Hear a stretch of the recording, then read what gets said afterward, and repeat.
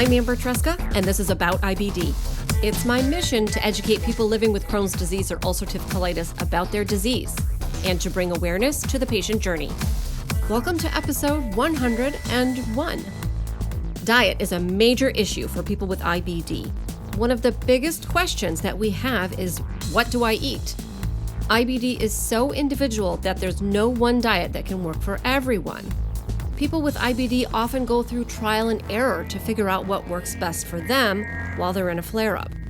In recent years, however, we're learning more about how diet affects the gut microbiome and IBD. My guest is Barbara Olendzki, who is the director of the Center for Applied Nutrition and an associate professor at UMass Chan Medical School. Barbara and her team developed the inflammatory bowel disease anti-inflammatory diet, which is a modified form of the specific carbohydrate diet. The Center for Applied Nutrition is currently studying this diet in pregnant people with the MELODY trial. Barbara tells me why the MELODY trial is important, what it hopes to achieve, and who can enroll. From the University of Massachusetts, let's welcome Barbara Olendzki. Barbara, thank you so much for coming on About IBD. I'm really pleased to talk to you. Hi, Amber. Thank you so much for having me. So I'd like to get into a bit of your background and what brought you to the University of Massachusetts and maybe what your educational background is. Oh my goodness, that is a long time ago, Amber. I actually have my undergrad in fine arts. And so I thought I was going to be a potter, and that was the way that it was going to be. Then I fell into poor health, got married, had a couple of kids, had some health troubles with my youngest, and had to go on a special diet in order to help myself and my sons. And the diet worked beautifully. It piqued my interest. I wanted to know why. And so I went back to school. I have my master's in public health. I was doing my internship, my dietetic internship at UMass, and the fellow there doing research asked me if I'd like to join the team. And so that was 20 something years ago. And I do clinical outpatient counseling, patients of all types of diseases, including inflammatory bowel disease.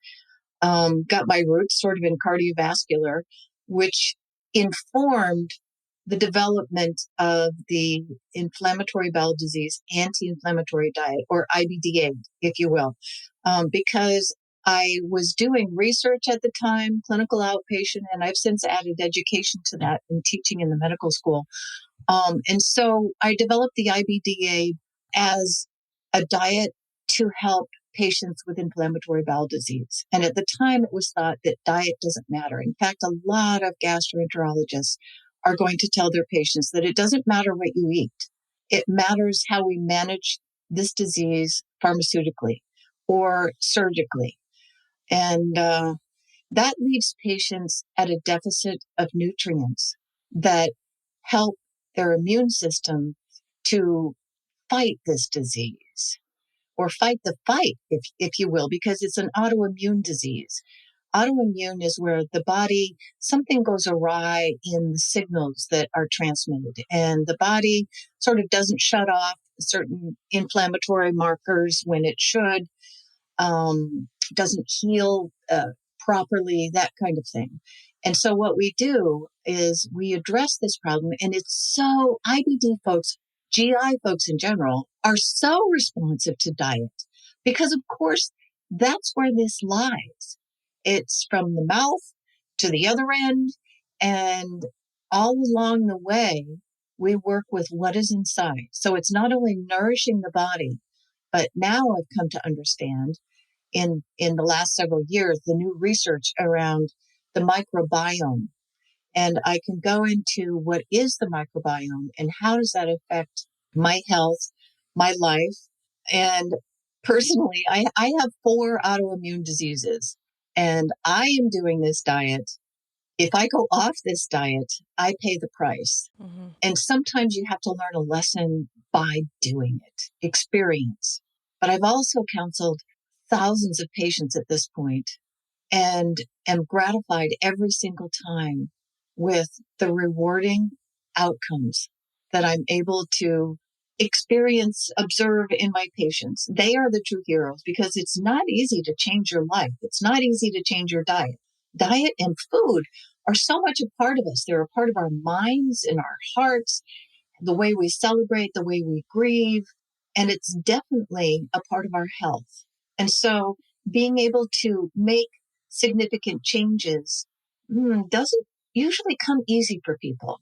And you and I can go into the details a little bit more because your audience is probably curious as to, well, how different is it? And what am I going to have to do? The nice thing is that the reward of health and reaching one's potential in life, where you're able to get out of the house and do what you're good at doing, take care of your kids, whatever it is, feel the sun on your face again. There isn't anything that replaces health. And I know it's an old adage, but it is absolutely true. So I'd like to take you back 20 years when this journey first started for you, because it sounds like you became an expert patient. Were you working with anyone that was helping you in this, or were you sort of on your own doing your own research and your own trial and error to figure out how to help yourself and help your family? I would have to say I landed lucky. At the time, I was working in a health food store, and there was a fellow who was a kinesiologist, interestingly, frequenting the store. And I ended up seeing him. He did some magic on me that I have never been able to repeat with anybody else. But in any case, I went on a special diet at the time, and it worked. I was at a point that I really felt embarrassed to face the school bus in the morning to put my kids on it. And all the physicians had to offer me was prednisone, and you can't live on prednisone. So that was it. I felt like, okay, I need to know what's going on here. I need to also go back to school and see if I can make a career for myself. And so I decided to go back and learn nutrition. And at that point, single mom, working full time, going back to school, it took me a while to get there, but I never lost my interest. Nutrition is it's the field that keeps on giving. We are really advancing in nutrition science, and never more so than in the last 10 years. And I am so fortunate to be at UMass, where I am collaborating with the Center for Microbiome Research and other really smart people who are part of the team and help us to move forward and keep advancing and asking the important questions. But the patients are at the center of this. They're the ones that present, ask for help, tell me their stories, and then we take the journey together.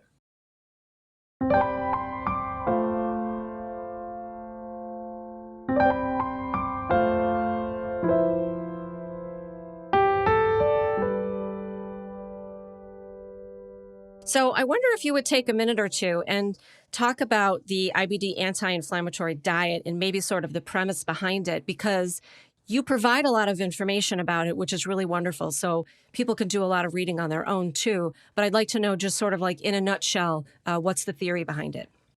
The theory behind it is to increase the diversity of beneficial bacteria that produce substances that are anti-inflammatory, as well as enhance our immune system, the good parts of our immune system, and to decrease the adverse bacteria that produce substances that are incredibly toxic and keep that inflammation ongoing. An example of this is I saw a fellow yesterday. It's always nice to have little testimonies. I saw a fellow yesterday, and he has Crohn's disease, and he felt that he was just unable to move. So Crohn's is something that can affect the joints and the eyes and the skin, and so that's sort of the nature of that disease, as well as creating lesions. So this was 6 to 8 weeks ago, and at the time, we're doing a lot of telehealth. I saw him yesterday in person. At the time, he said, "I will do anything you ask me to do. Just tell me what to do." And I said, "Oh, don't give me that power because I'm going to tell you what to do." And we always want to customize, if we can, to the patient's lifestyle and support that they have for making the changes. Anyway, he did it. He's moving just fine. He has no pain. He still has some ways to go. He's not at the end game yet, but he presented as a healthy person when I saw him yesterday. And that is so rewarding to me. I have something in me that just admires people who are able to say, right, I'm going to do that. I'm going to learn what it takes and I'm going to do that. The diet is focused around, from a nutritional standpoint, beneficial fatty acids. And that means like the good fats, decreasing the bad fats. And we could go into that in more detail. There is information on our website at the Center for Applied Nutrition, UMass. We also remove foods from the diet that increase adverse bacteria. It's 3 parts add and 1 part subtract. When I first got into it, I was amazed that everybody can subtract, but people have to learn how to add. They're so suspicious. um, and so we make it really tasty. We have a teaching kitchen at UMass. And in the past, before the pandemic, we had groups of folks gathering around, making food together. There's something that magical that happens when we all make food together and then eat it together and discuss our health and our lives. And people are willing to try things in the kitchen that they may not be willing to try because shopping for foods that you don't know how to prepare and preparing foods that you haven't worked with before. These are new foods. Developing a palate, it takes, and I can tell you from experience at this point, depending on the person, but on average, it takes somebody like 2 to 3 weeks to kind of find their feet. It's like the transition period. And, people need to forgive themselves. People aren't going to be perfect starting off. And I don't expect anybody to be, 100%. That's not the nature of what we do with diet. Because we're surrounded with people, restaurants, family, all these occasions. And so we've developed meal plans that are oriented towards meeting most of these occasions. But right now, we have a study going in pregnant women with inflammatory bowel disease. And what we are doing is targeting not only the women who have the disease and helping them with the disease and a healthy pregnancy, but also changing the microbiome of the babies that they carry so that when they are born with a microbiome that has greater diversity of beneficial bacteria to protect them against the genetics that they tend to carry. And so anybody who has autoimmune disease recognizes that they may be vulnerable to other autoimmune diseases. And so we're targeting IBD, but in my head, in my heart, all kinds of diseases. And the babies are born healthy. We did a previous study called the meconium trial, where we just observed IBD versus controls. And the babies are born healthy, but they have markers that indicate that they could be triggered to develop the disease. So our goal in this current trial, and yes, we are recruiting nationwide. You can imagine it's like trying to find a needle in a haystack to try and find a pregnant women with IBD. They might be going underground. I don't know where they are, but we really want to find them, get them into our trial, and they can choose to do the diet or not. We have 3 arms of the study. One is a control of healthy women without IBD who are pregnant. And then the other 2 arms are doing the diet or not doing the diet. And it takes place in the 3rd trimester because we've discovered that the microbiome of the baby is more like the mom's gut. And it is influenced by breastfeeding for sure, but it really retains the essence of mom. Going forward into life, the child has essence of mom. I don't know how much dad also contributes to this, and I'm sure that there will be future studies that will look into that. Am I getting this right, that the initial trial that you did was called the meconium trial? So it was called the first poop trial? Is that what? You've got it. Yep. The second trial has a friendlier name, I think. I love that, though.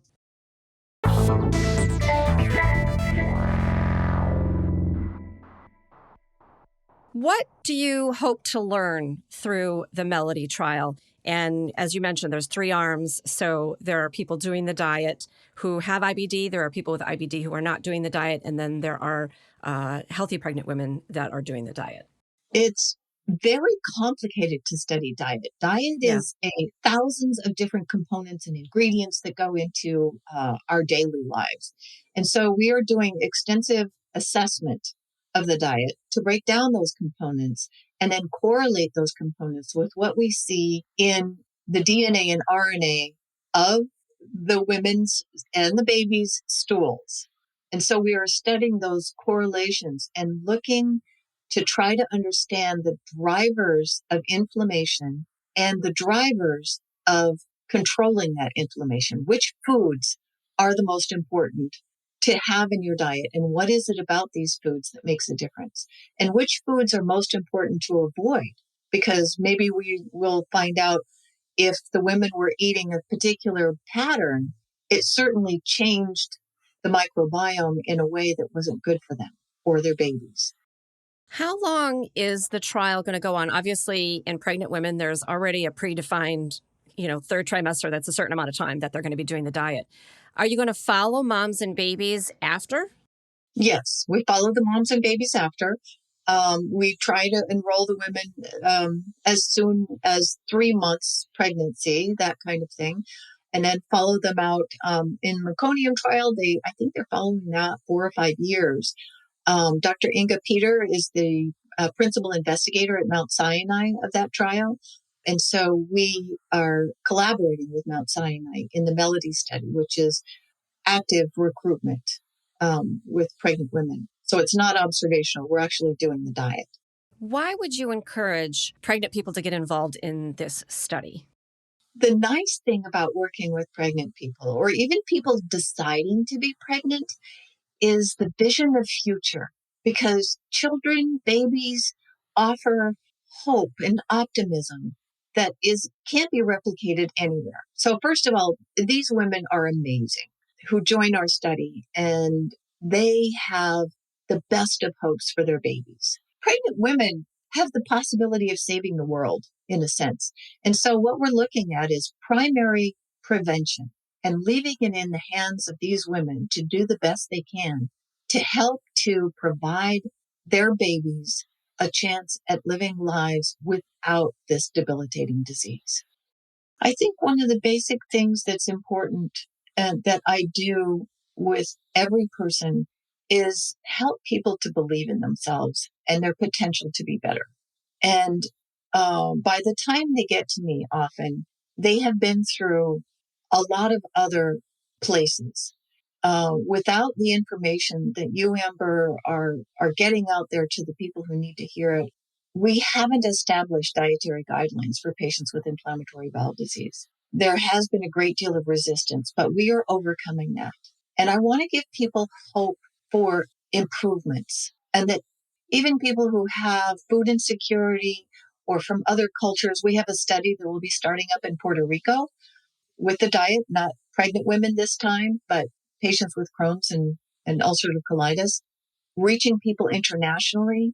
This disease has increased, and I think it's correlated with the changes in our food supply. And there are ways to make quick foods. There are ways to work this into a busy lifestyle and to make it tasty. And it's not a sentence. The outcome is amazing, Amber. Personal experience and also observing what has happened to my patients along the way. So just believing that there is a better way, and then getting the right information to be able to do that, and then gathering support, family, friends, so that the influences that we have are healthy influences. Barbara, thank you so much for coming on About IBD. I really appreciate all of your work. I am looking forward to seeing the results from the Melody trial and all of the other research that you're going to do in the future. Stay tuned, Amber, and I really look forward to your future podcast. Thank you for the good work that you're doing.